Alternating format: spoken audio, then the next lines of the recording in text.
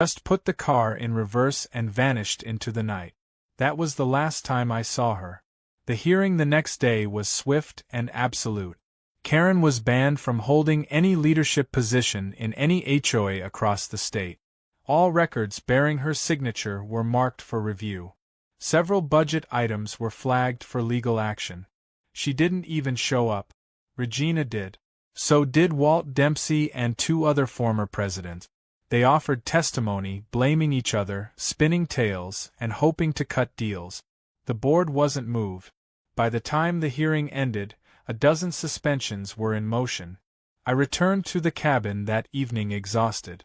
The fire crackled, warm and soft, as I finally let myself sit without looking over my shoulder. The mountain air outside was crisp, but peaceful again. No patrol cars. No shouting across the fence. No fake citations under my door. Just wind, trees, and the crackling of branches settling for the night. I stood outside for a long while, watching the sky change colors until it gave itself fully to the stars. A week later, I got a call from the governor's office.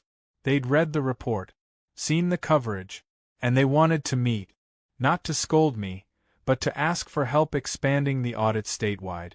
Other regions, they said, were showing similar signs. They wanted to turn this into something bigger, something permanent. I agreed, under one condition: that every audit, every oversight be done with transparency and heart, not just policy. The governor agreed. Before I left, I walked one last loop around the cabin. The garden beds were finally blooming again. The birds had returned. The wind wasn't angry anymore. I packed my things slowly, one drawer at a time, pausing with each photo, each framed certificate, each memory of what this place had been, and what it was again. When I locked the front door for the last time that season, I didn't feel like I was leaving. I felt like I was carrying something with me. A story. A reminder. And maybe even a little bit of hope. The call came 3 weeks later, just as I was unpacking boxes in the regional office back in town. I had been rotating between meetings with attorneys, legislators, and residents from surrounding counties, all of them eager to reform their HOAs now that the Pine Ridge scandal had become public knowledge. There was momentum, finally. Actual traction. But as I pulled out the last box marked Cabin Documents, my phone rang with a number I didn't recognize. I answered anyway. The voice on the other end was shaky, nervous, and low enough that I had to press the phone hard against my ear. "You don't know me," the caller said. "But I used to be on Karen's original board. Years ago. Before she purged the whole group." I sat up straighter. "Go on." The voice continued.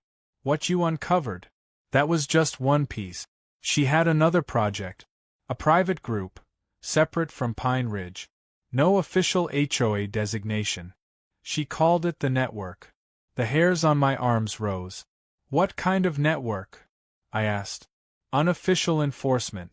An off-the-books group of former board members who shared documents, contact lists, and money. They traded favors, kept each other in power, and blacklisted homeowners that didn't comply." I leaned back in my chair, absorbing the weight of that. "Where?" I asked. "It wasn't just in this county," the voice whispered. "It was statewide. And Karen wasn't just a participant. She ran it." That night I couldn't sleep.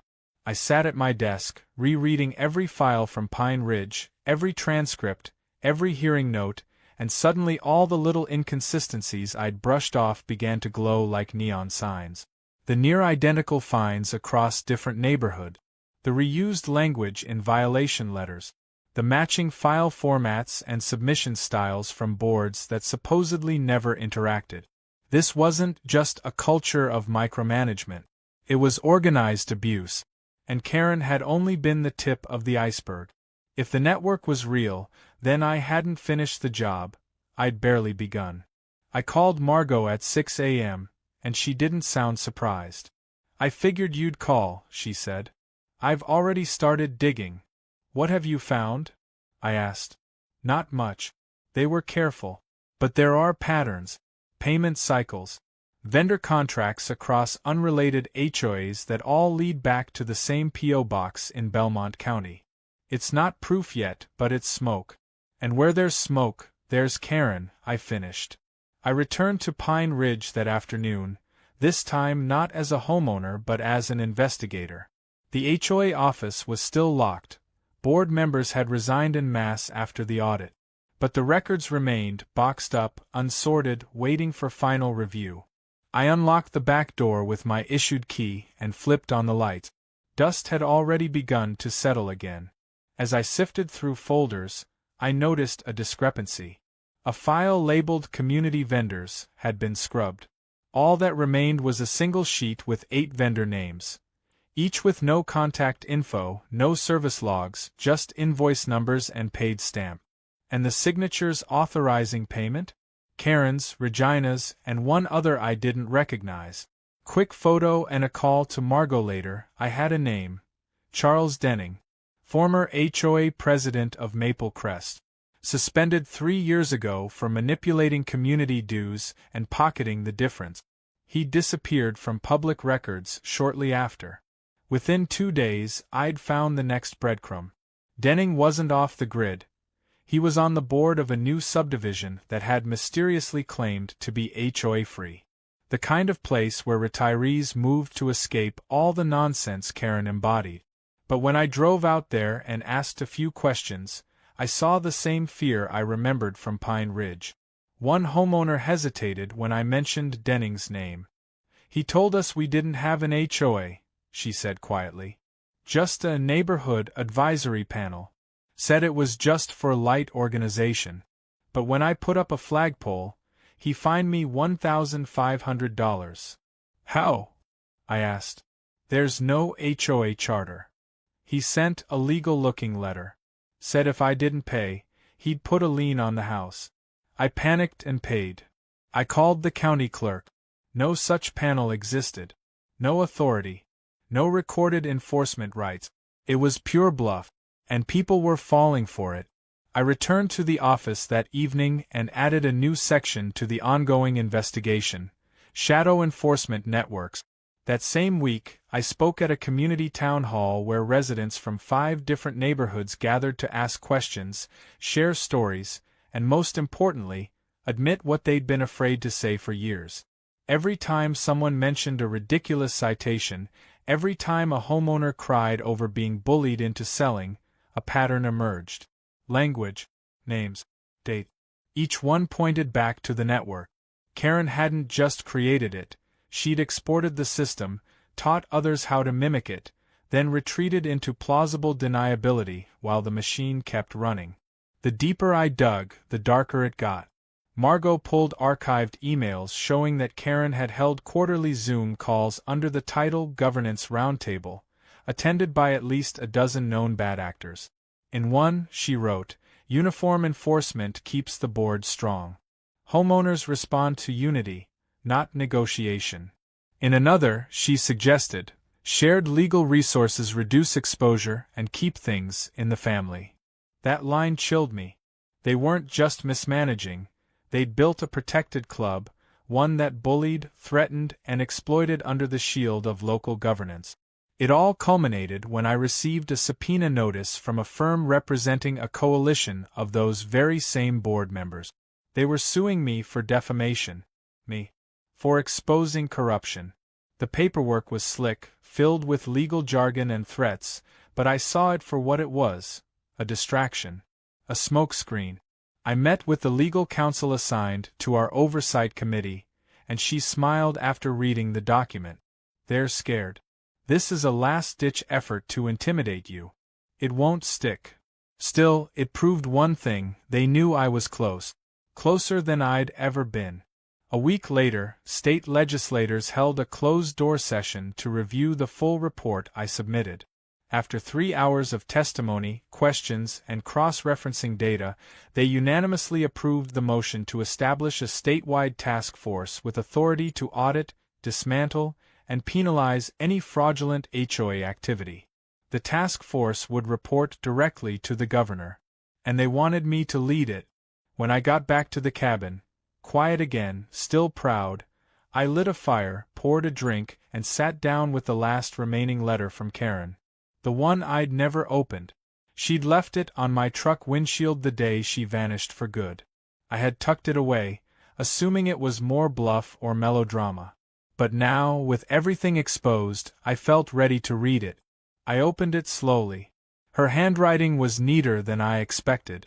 Alan, you were always too righteous to understand. Control is peace. Without someone making the hard decisions, people rot in chaos. I built something people feared because fear makes people behave. You may have ended me, but you've made the world messier. Don't pretend you've cleaned it. You just stirred the dirt. K. I folded the letter and tossed it into the fire. Watched it curl, blacken, then vanish completely. Karen had been wrong about a lot of things, but she wasn't wrong about one thing. The world was messy. And now, thanks to her, I was the one responsible for keeping it clean. It was supposed to be a small-town hearing. One of those procedural wrap-ups where a few people sit in a stuffy room, stamp some papers, and move on. But when I pulled up to the courthouse annex in Belmont, the parking lot was full. Not just cars.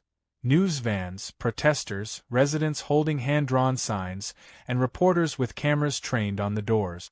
I recognized a few from previous interviews, but most were new. Word had spread. This was no longer about Pine Ridge. It wasn't even about Karen anymore. It was about what she represented. A system that had gotten away with too much for too long, powered by fear, silenced by red tape, and hidden under the illusion of community service. Today's hearing was for the final ruling on the Pine Ridge financial misconduct case, but unofficially, it was the trial of every HOA that ever fined someone for planting tulips 3 inches too far from the curb. And I was the only one who had seen the whole thing from inside and out. The inside of the building was just as chaotic. Local officials scrambled to maintain order as attendees spilled into the hallway, whispering, filming, and trying to peek into the chambers. Margot met me at the back entrance and handed me a clipboard. 32 HOA reps, 15 citizen advocates, 7 state investigators, and 1 surprise guest, she said quickly. Karen?